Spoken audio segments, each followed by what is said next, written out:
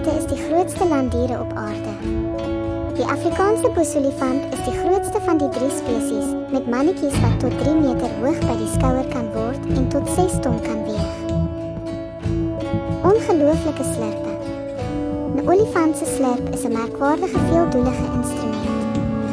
Dit is 'n verlengde neus en bolop wat meer as 40.000 spiere bevat.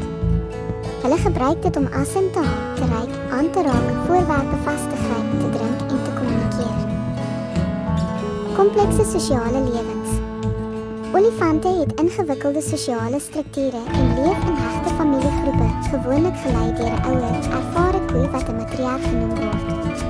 'n Trop olifante werk saam om jonges groot te maak, kos te vind en mekaar te beskerm. Merkwaardige geheue. Olifante is bekend vir hul uitstekende geheues. Dit is veral belangrik vir matriarge wat op hul kennis van waterbronne en migrasieroutes staat maak om hul trop deur uitdagende omgewings te lei. Hulle kommunikeer op baie maniere.